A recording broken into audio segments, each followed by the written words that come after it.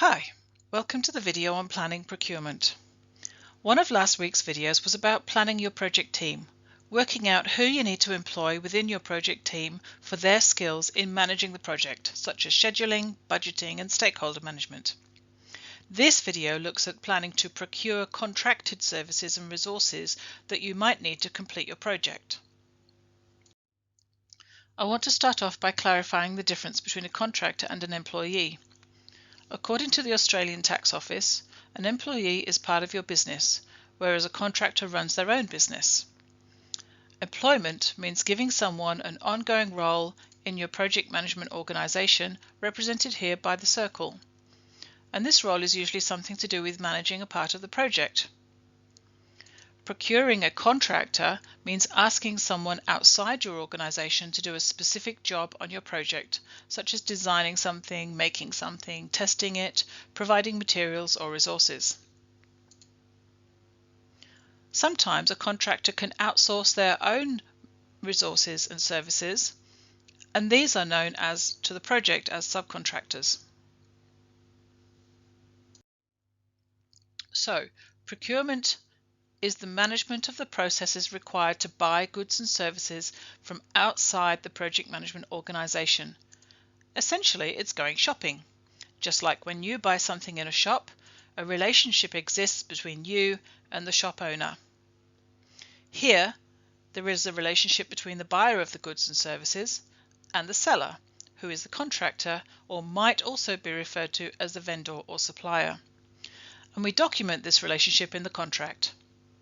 The terms and conditions of a contract become a key informant of many of the contractor's processes.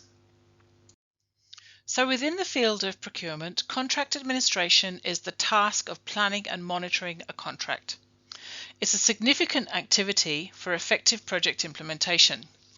It's also often the first job that students have when they graduate. In the project management lifecycle, we plan to buy goods and services in the planning stage, which results in contracts being signed and commitments made. In the implementation stage, we manage the contracts that have been signed.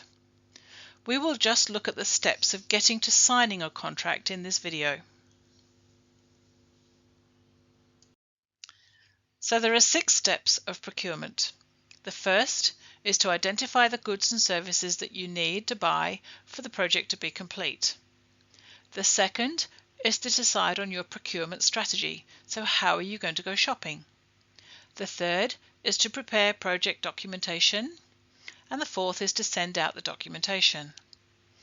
Then number 5 is to evaluate the tenders that you get back, choose one of them, and number 6 is to sign the contract. Let's look at those steps in more detail. Okay, so step 1 is to identify the need. This is where you ask 3 questions. What goods and services do we need to buy in order for the project needs to be met?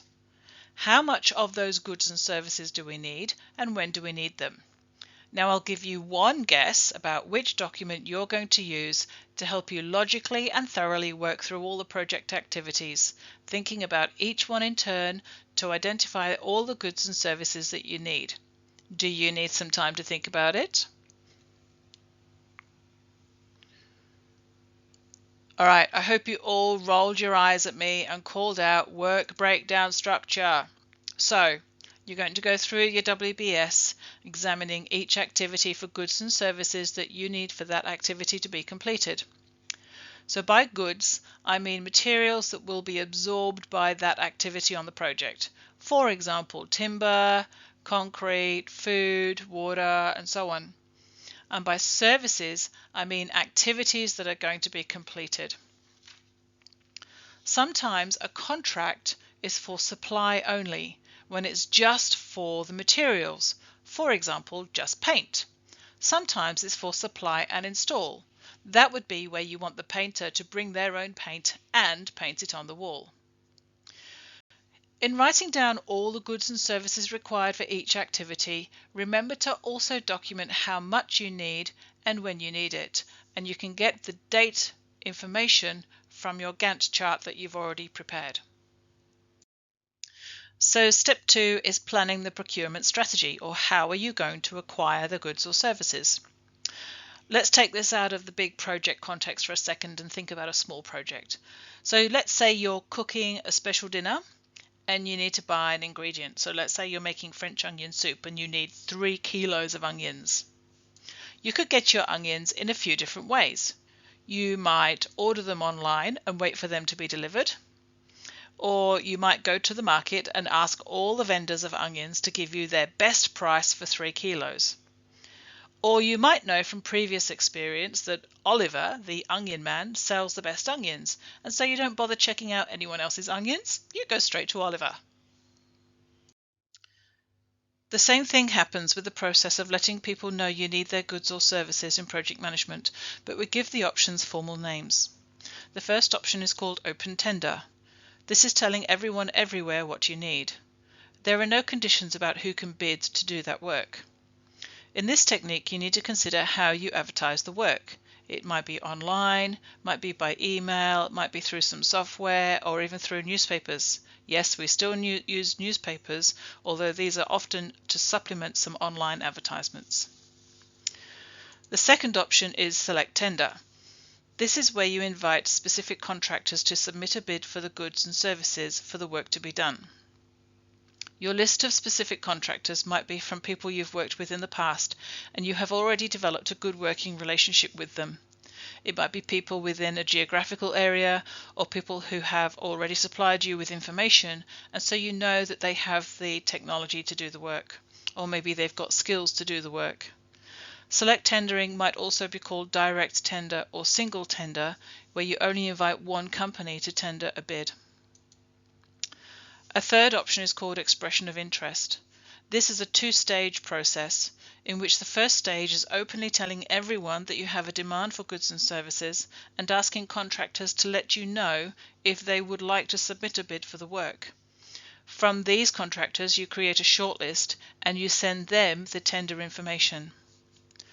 These are the 3 key forms of advertising your need.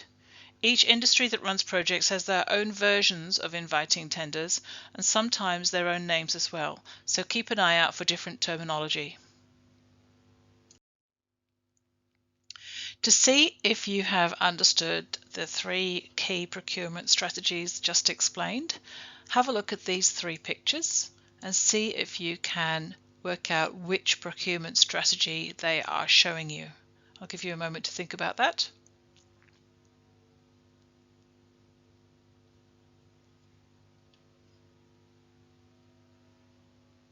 And here are the answers. Hope you got them right. When you're thinking about the procurement process, remember that some components of a project might take months to arrive on site or on your project, and that is after a contract has been negotiated and signed. Let's take a lift, for example.